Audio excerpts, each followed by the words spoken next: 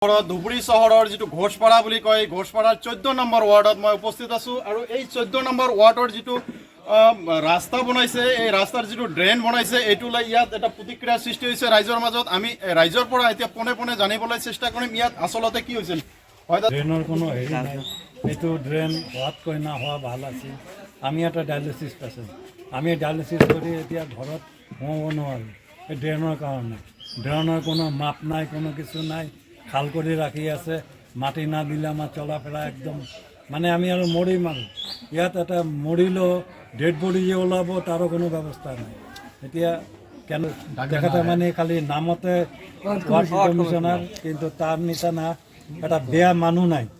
এই ৰাস্তাটো ইমানখিনি বোকা হৈ যায়, তাৰপিছতো তাক দেখুৱাৰ পিছতো সি মানে কোনো পাত্তাই নিদিয়ে। এতিয়া কোৱা হ'ল যে ড্ৰেইনটো কৰা হৈছে, মাটি পেলাই আপুনি এইটো ফিল আপ কৰি দিয়ক। হয়, আমি ইয়াত দেখিবলৈ পাইছোঁ যে ইয়াত ৰাইজৰ মাজত এটা প্ৰতিক্ৰিয়া সৃষ্টি হৈছে যে যিটো ড্ৰেইন বনাইছে ড্ৰেইনৰ সমান্তৰালভাৱে যি মাটি পেলাব লাগিছিলে, আৰ্টফিলিং কৰিব লাগিছিলে, আৰ্টফিলিংটো কৰা নাই।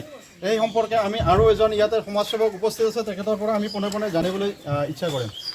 14 নম্বৰ ৱাৰ্ডত মই আজি ইয়াতে আহিছোঁ ৰাস্তাটো চাবৰ কাৰণে।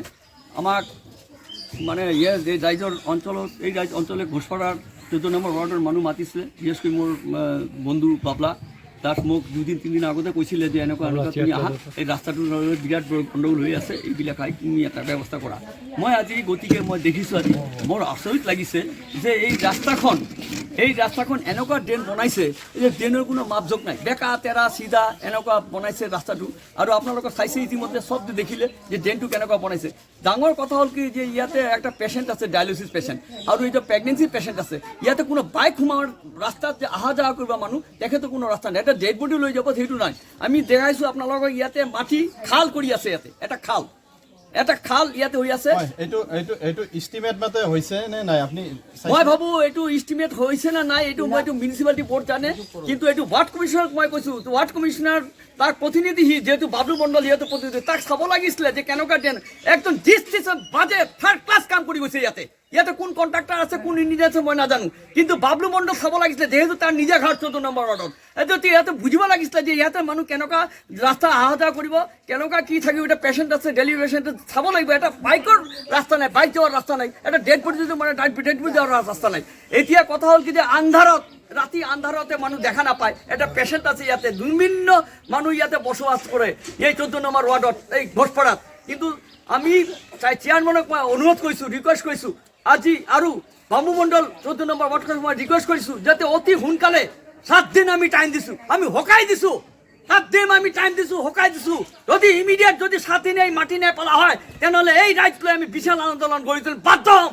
আৰু এইটো ৰাস্তাত কৰিব লাগিব, মাটি পেলাব লাগিব, আৰু নহ'লে যিটো ড্ৰেইন বনাইছে ষ্টেপৰ লগত এটা ড্ৰেইন বনাই এটা একদম এডজাষ্টমেণ্ট কৰি দিব লাগিব, যাতে কোনো ৰকম এই অঞ্চলত বাচি যাতে কোনো ৰকম ভুক্তভোগী নহয়, ৰাইজে যাতে ভুক্তভোগী নহয়, পেচেণ্ট যাতে ভুক্তভোগী নহয়, যাতে কোনো ৰকম যাতে ইয়াতে ৰাস্তাৰ কোনো ব্যাঘাত নঘটায়।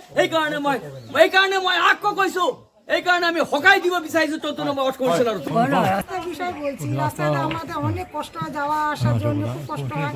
যে আমাদের যাওয়ার জন্য মাটি যাবো অবশ্যই জন্য মাটির জন্য আমাদের খেলানো হয়, আমাদের রাত বিরাতে বেরোতে অসুবিধা হয়, আসতে যাইতে একটু অসুবিধা হয়। ছেলেবেলা রাত বিরাতে আসে, খুব কষ্ট হয়, বাইকে কোনো কিছু ঢুকাইতে পারে না, এই জন্য খুব কষ্ট হয়। হয়, এই সম্পর্কে আপনি কি কব? মানে কি আমাদের তো এখানে খুবই অসুবিধা। এখন তো অন্য যে ওয়ার্ড কমিশন তো এখানে আসেও না, আমি তো কোনো দেখেও নাই। রাস্তা যখন থেকে হইতেছে একদিন আমি তো ওয়ার্ড কমিশনকে দেখি নাই। ওয়ার্ড কমিশন কে এখন এখানে মাপ নিয়ে গেছে, কে কীভাবে মাপ নিছে আমরা আশপাশে থাকি, আমরা কিছুই জানি না। খালি হইতেছে যে এটা জানলাম যে এখন তারপরে কত অসুবিধা, ড্রেনের অসুবিধা, মাটির অসুবিধা, তারপরে আমাদের গেটের সামনে আমরা বাড়ির যে সামনে আছি অনেকটা মানে গর্ত খালের মতন করে ফেলে দিয়েছে, উঠা যাওয়া অসুবিধা। এখন কিভাবে এটা সমাধান হবে আপনার একটা ব্যবস্থা করে দেন।